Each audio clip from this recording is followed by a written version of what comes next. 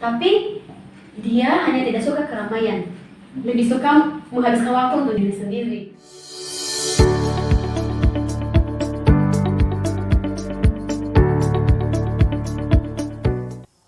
Shalom, selamat malam. Kembali lagi bersama kami di podcast Stella. Dan seperti biasa, pada malam hari ini kami akan menemani teman-teman semua melalui sharing kami yang menarik. Jadi, stay tune terus di podcast kami. Nah, seperti biasa juga, saya di sini ditemani dengan narasumber yang cantik. Bisa langsung perkenalkan diri. Ya, perkenalkan nama saya Willy Kristiani Gea. Saya biasa dipanggil Willy Gea. Saya berasal dari Sumatera Utara, Nias, Kota Gunung Stoli. Sekarang saya tingkat 3 semester 6. Demikian perkenalan singkat saja. Iya, jadi malam hari ini teman-teman kita mau bahas satu topik, yaitu ansos. Jadi langsung ke Willy. Willy pernah dengar istilah ansos nggak sih? Wow. Sering. Sadis ya. Jadi ansos itu apa sih sebenarnya? Ya, kalau menurut saya secara pribadi, ya ansos itu adalah singkatan dari antisosial. Kita sama-sama sudah tahu itu seperti apa. Dan menurut saya antisosial itu adalah orang yang memang memiliki kepribadian yang tidak mau dekat dengan orang lain, tidak suka bergaul, menutup diri dan sebagainya. Terus antisosial ini juga termasuk karakter atau pribadi yang dibentuk dari kecil. Nah, antisosial ini dapat dilihat dari seseorang sejak umur 15 tahun. Nah, pasti kita bertanya, apa sih penyebab, ya kan? Kenapa ini apa? Kenapa dia memiliki kepribadian seperti itu? Nah, ini dibentuk karena trauma masa kecil. Kayak contohnya waktu kecil orang tersebut mengalami kekerasan fisik, diabaikan, ditelantarkan, tidak dipedulikan oleh keluarga, oleh teman-teman yang dikucilkan, terus mengalami pembulian dan sebagainya, sehingga akhirnya membentuk karakternya bahwa kayak di pandangannya orang itu sukanya menyakiti orang lain, ya kan? Akhirnya pola pikir seperti itu terbentuk dalam dirinya, sehingga di usia remajanya itu mulai terbentuk bahwa kita bisa mengenal dari kayak contohnya dia agresif terhadap orang, betul. Nah, antisosial itu memiliki dampak yang sangat-sangat berbahaya bagi orang yang memiliki kepribadian seperti itu. Ya. Jadi ansos itu kepribadian dari dalam diri seorang, mungkin karena trauma yang itu dimunculkan pada waktu remaja seperti itu ya. Tapi sering kita mendengar ataupun kita sendiri gitu kan bilang kalau ansos itu orang yang suka menyendiri, orang yang introvert atau orang yang tertutup. Nah, menurut Willy ketiga hal ini tuh sebenarnya sama atau enggak sih? Ya, menurut saya secara pribadi ya Kak, ya ketiga sama ini memiliki perbedaan. Kalau itu kan introvert, menyendiri, dan antisosial. Nah, kita mulai dari introvert nih. Kan introvert ini kita kan sama-sama tahu bahwa manusia itu memiliki dua sifat dasar, yaitu introvert dan introvert. Nah, introvert itu sendiri adalah sifat yang dimiliki oleh seseorang yang tidak suka membuka diri terhadap orang lain. Terus orang ini adalah orang yang tidak suka keramaian. Nah, orang ini sering berpikir bahwa ketika dia berada di keramaian, ia merasa bahwa tenaganya terkuras, seperti itu, sehingga nanti ada menyendiri. Nah, ini merupakan tindakan yang dilakukan oleh orang introvert ini. Menyendiri melakukan tindakan ini untuk ia merasa bahwa dengan menyendiri tenaga yang terkuras ketika ia berada di keramaian akan terpulihkan, maksudnya kembali seperti semula. Nah, dia melakukan cara menyendiri atau melakukan kegiatan pribadi. Sedangkan antisosial, nah antisosial itu kan memang pribadi yang suatu kepribadian yang sudah dibentuk sejak lama seperti itu, dan munculnya itu sekitar umur 15 tahun atau masa-masa remaja seperti itu. Jadi ada perbedaan. Nah, introvert sendiri belum tentu antisosial, karena orang introvert bukan berarti dia menutup diri, bukan berarti dia stop kontak dengan orang lain atau tidak suka dengan orang lain, tapi dia hanya tidak suka keramaian, lebih suka menghabiskan waktu untuk diri sendiri, seperti itu. Tapi kalau anti sosial itu memang ya seperti yang saya katakan di awal tadi, memang dia benar-benar suka sama orang. Bahkan tadi saya katakan bahwa bisa berdampak sangat-sangat berbahaya, tidak hanya untuk dirinya tapi bagi orang lain juga, seperti itu. Jadi berbeda, introvert itu memang sifat dasar yang dimiliki oleh manusia. Tapi kalau antisosial memang suatu kepribadian yang dibentuk karena trauma di masa lalu, seperti itu.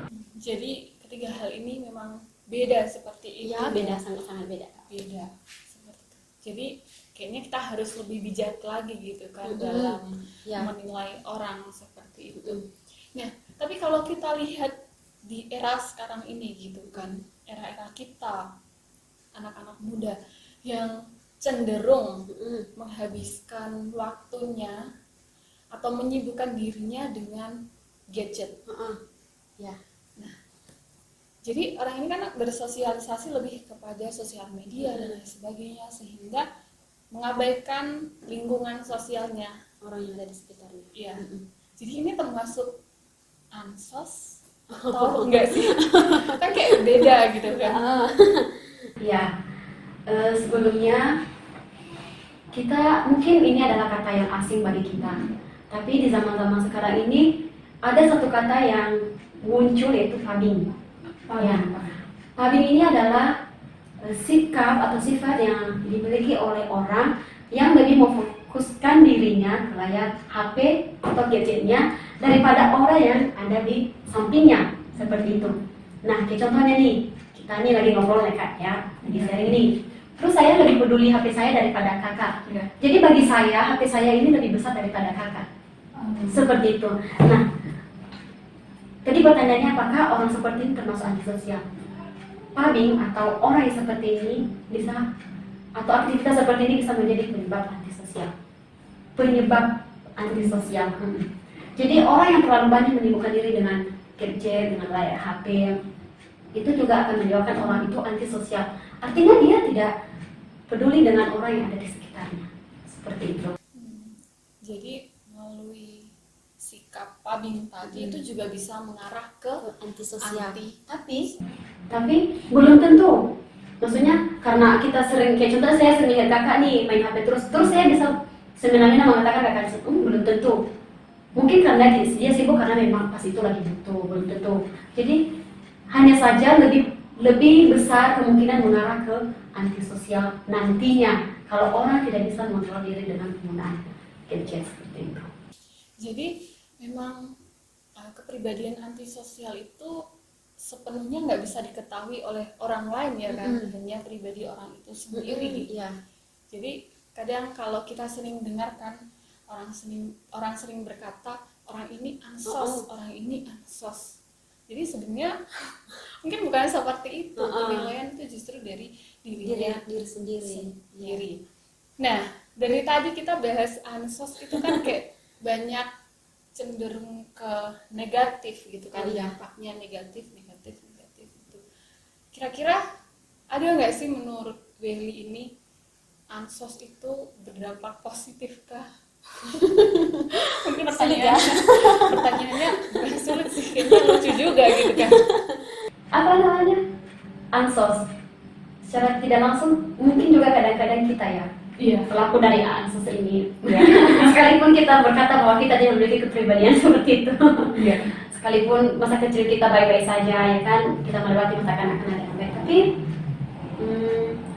menurut saya bahwa kalau secara umum, karena kalau orang memiliki kepribadian yang antisosial, dampaknya memang sangat sangat, dan bagi saya tidak ada dampak positifnya. Iya, benar-benar tidak ada. Secara umumnya juga kayaknya nggak ada gitu kan. Soalnya kan malah dia membahayakan orang lain kan. Nah, tapi kalau kayak secara pribadi ada pengecualian nih. Kenapa? Pengecualian terhadap kayak contohnya lingkungan saya. Lingkungan saya yang jadi toksik dalam diri saya. Jadi racun dalam diri saya. Kayak contohnya, ya saya di satu lingkungan, saya berada di sana, terus di tempat saya tidak berkembang, malah saya cenderung hal-hal negatif, tidak ada positif yang saya temukan di sana. Jadi saya perlahan-lahan untuk menghindar, sehingga menyebabkan saya pun bisa anti terhadap mereka, orang-orang yang menjadi toksik dalam diri saya ini. Saya anti karena saya tidak mau ikut berbaur akan mereka yang memiliki kepribadian, maksudnya bukan kepribadian sih, tapi kayak memiliki kebiasaan yang tidak baik. Jadi saya nggak mau diri saya juga berpengaruh buruk terhadap orang lain nanti yang saya temui. Akhirnya perlahan-lahan saya menjauhi orang-orang yang menjadi toksik dalam diri saya. Saya pikir itu jadi positifnya bagi orang yang antisosial. Tapi antisosialnya bukan kepribadian yang dibentuk dari kecil. Tapi itu karena dia antisosial karena dia menemukan di saat kayak di umur saya seperti sekarang ini, saya menemukan bahwa ada orang yang menjadi toksik dalam diri saya, jadi saya anti terhadap orang tersebut.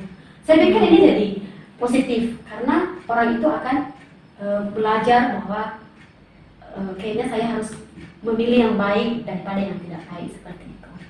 Lebih banyak untuk memfilter, ya kan, menimbang, menyaring apa yang sih yang perlu membangun diri saya dan apa yang tidak perlu untuk membangun diri, dan mana yang harus saya pertahankan, mana yang harus saya lepaskan, seperti itu. Kayak orang-orang yang menjadi toksik itu ya dilepaskan saja, tidak usah lagi berteman dengan mereka seperti itu.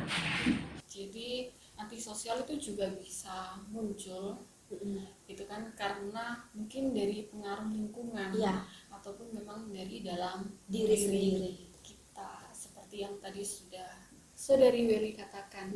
Jadi antisosial itu juga bisa kita lakukan gitu ya kan, untuk lingkungan kita yang toksik atau racun buat kita sehingga kita nggak berkembang gitu ya kan.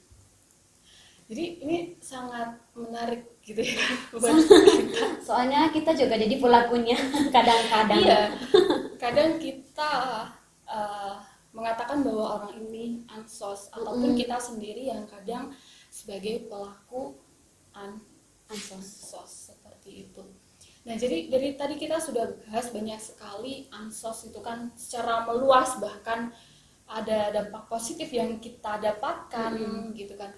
Jadi bagaimana sih caranya bagi kita gitu kan? Kadang kita kan nggak sadar gitu kalau kita mengabaikan lingkungan kita dengan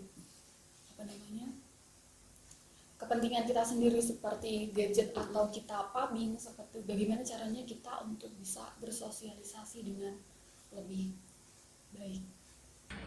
Ya, secara umum ya menurut saya caranya adalah, mungkin kalau memang kepribadiannya seperti itu susah ya Kak, susah sekalipun kita ke psikolog, ke psikiater segala macam, tapi mungkin orang tersebut hanya memanipulasi diri untuk mengikuti, untuk memperbaiki dirinya atau untuk kembali sehat atau kembali untuk bisa bergaul dengan sesamanya gitu kan.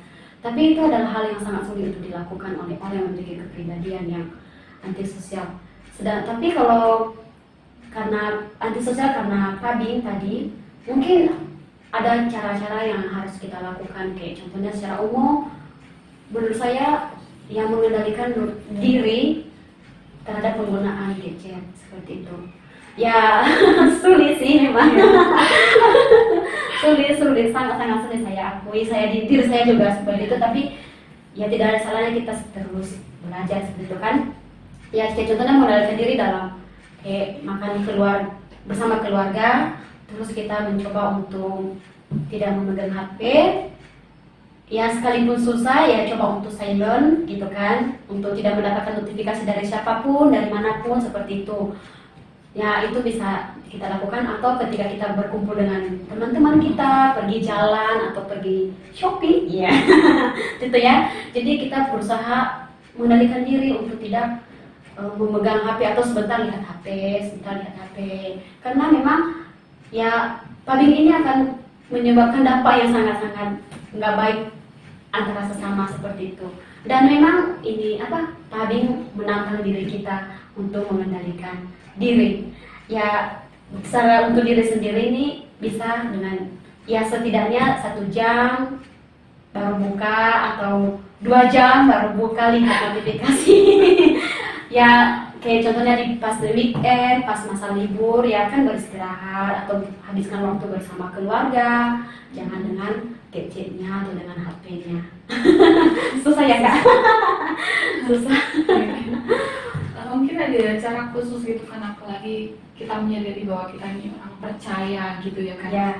Gimana sih caranya buat kita sadar gitu pentingnya bersosialisasi. Ya sebagai hamba Tuhan ya. Ya kan kita di dalam diri ini pasti ya, apalagi kan kita cepat terkontaminasi dengan hal-hal yang baru seperti ini, seperti pagi ini. Ya caranya sebagai hamba Tuhan ya mungkin berdoa, itu hal dasar ya, hal dasar. Tapi kita perlu untuk menggumuli, menyadari bahwa hubungan kita dengan orang lain rusak karena apa? Karena kambing atau karena memang kepribadian kita seperti itu ya kan. Jadi mungkin hal utama yang kita lakukan selain berdoa adalah memperbaiki hubungan kita dengan Tuhan. Ya, kalau hubungan kita dengan Tuhan baik, sudah pasti perlahan Tuhan juga akan memulihkan hubungan kita dengan sesama kita. Ya, Tuhan juga akan memberikan kita hati untuk mengendalikan benda kecil ini. Seperti itu. Dan kepribadian kita yang tidak baik itu atau kepribadian antisosial itu juga semakin hari, kalau kita dekat dengan Tuhan, hubungan kita dengan Tuhan, semakin hari juga Tuhan akan pulihkan tanpa pun kita datang ke psikolog atau psikiater seperti itu. Jadi balik lagi Kalau diri sendiri dan balik lagi sama Tuhan gitu kan. di atas. Karena pusat kendali kita tidak hanya dari diri kita sendiri, tapi pusat kendali kita sebenarnya itu adalah Tuhan. Ini jadi poin penting buat kita gitu kan. Jadi kesimpulannya gitu kan, Nggak nyangka ya udah. ya, sudah lama. Kesimpulannya buat kita semua, jadi ansos itu cukup luas gitu kan. Kita bisa lihat dari segi manapun gitu kan. Kita bisa lihat, tapi yang pasti ansos yang ada dalam diri kita mungkin yang sudah jadi kepribadian kita, itu tentunya akan menjadi dampak buruk buat diri kita sendiri ataupun orang lain sekitar kita. Bahkan tanpa kita sadari juga, kadang kita juga bersikap anti sosial hanya karena kita mementingkan gadget ini. Jadi penting sekali untuk kita ya menyadari diri kita nih, jangan hanya kita menghakimi orang lain mungkin kan, bahwa mengatakan orang itu ansos, tapi kita juga harus menyadari diri kita. Nah, pesan firman Tuhan pada saat malam hari ini sebagai penutup, kita mau buka di dalam Efesus pasal 4 ayat yang ke-32. Jadi bisa membacakannya. Ya. Ini firman Tuhan di dalam Efesus pasal 4 ayat ke-32. Tetapi hendaklah kamu ramah seorang terhadap yang lain, penuh kasih mesra dan saling mengampuni, sebagaimana Allah di dalam Kristus telah mengampuni kamu. Amin. Jadi kita diingatkan lagi untuk kita tetap ramah dengan orang lain dan kita harus bisa mengampuni gitu ya. Oke, jadi terima kasih untuk Saudari Yeli yang sudah memberikan sharingnya pada malam hari ini, dan kiranya ini bisa menjadi berkat bagi teman-teman semua yang menontonnya. Dan terima kasih, kita sudah sampai di ujung acara kita. Jadi kita akan tutup di dalam doa, minta kesediaan dari untuk berdoa. Ya teman-teman, mari kita bersatu dalam doa. Tuhan, kami bersyukur untuk waktu pada saat ini di mana Engkau memperbolehkan kami untuk sama-sama sharing akan sesuatu yang sangat menarik, sesuatu yang sangat penting, yang sangat bersangkut paut dalam diri kami pribadi lepas pribadi. Bapak, sekalipun kami tidak menyadari bahwa kami juga menjadi pelaku dari aset sosial ini, mari Bapak memberikan kami hati, memberikan kami pembaharuan Tuhan. Jikalau kami memiliki kepribadian yang seperti ini, atau jikalaupun kami lebih mementingkan benda kecil yang ada di hadapan kami, mari Bapak Engkau ampuni kami, mari Bapak Engkau membawa kami lebih dekat dengan Engkau dan memperbaiki setiap hubungan kami terhadap sesama kami juga Tuhan. Bapak, kami menyadari kami banyak kekurangan, kami begitu banyak dan kami tidak mampu. Untuk itu Tuhan, kami membutuhkan tuntunan yang berasal dari Engkau. Mari Engkau pimpin setiap kami, sehingga dalam setiap kehidupan kami semakin hari semakin diperbarui oleh Engkau. Bapa, biarlah sharing ini dapat menjadi berkat bagi siapapun yang mendengar, bagi teman-teman kami, biarlah juga mengoreksi diri dari sharing kami pada saat ini. Bapa, kami menutup setiap sharing ini dalam tangan-Mu. Hanya dalam nama Tuhan Yesus kami berdoa dan mengucap syukur. Haleluya. Amin. Amin. Sekali lagi terima kasih untuk saudari Winnie untuk waktunya dan tetap semangat dalam kuliah. Dan terima kasih untuk teman-teman semua yang sudah stay nonton sharing kami pada malam hari ini. Kiranya ini boleh menjadi berkat bagi teman-teman semua. Jadi ingat, kenali diri kita, kendalikan diri kita, dan kita harus minta kendali dari Tuhan.